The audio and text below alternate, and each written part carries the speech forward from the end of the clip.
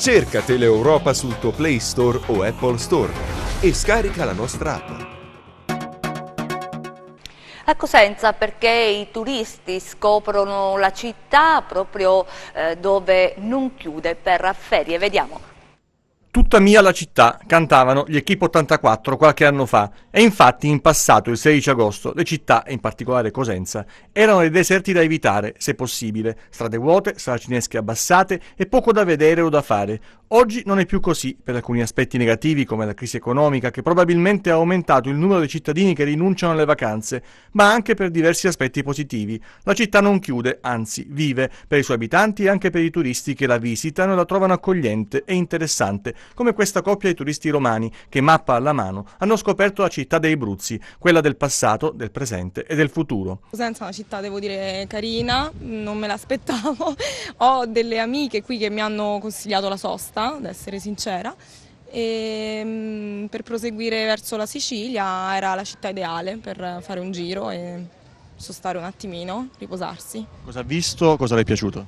Abbiamo visto il corso, purtroppo per mancanza di tempo dobbiamo andare via presto, però il centro storico anche, diciamo la direzione era quella, quindi sostanzialmente dall'albergo tutto il corso e vabbè, fin qui, quindi purtroppo poco. Poi il ponte di Calatrava in costruzione e questo. Tornerà quando sarà finito magari? Magari, perché no? Perché no, con piacere, una bella città. Corso Mazzini non è affollato, alcuni esercizi commerciali hanno chiuso per ferie, ma non mancano i negozi aperti dove fare shopping, i bar e le gelaterie. I turisti ne approfittano per una passeggiata grazie anche a temperature sopportabili. Dove venite? Veniamo da Milano. Siete qui in vacanza o avete parenti? Abbiamo dei parenti qua, siamo venuti a trovarli, siamo venuti. Che città avete trovato?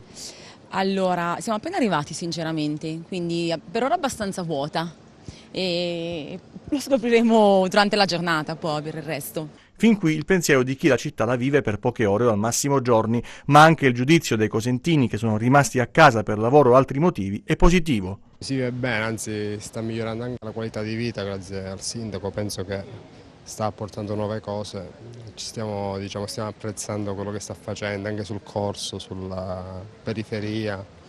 L'estate si va anche meglio perché vedo che sono anche più attrezzati i bar, insomma se uno vuole fare una passeggiata al centro d'estate comunque non trova, cioè non rimane senza fare niente, insomma qualcosa c'è sempre da fare. Sì, c'è una canzone che dice tutta mia la città, è mezza piena o mezza vuota? Noi la vediamo mezza piena perché di solito gli anni scorsi c'era di meno gente, a mio parere, poi non so, anche dal punto di vista degli altri non lo so, però mi sembra mezza piena quest'anno.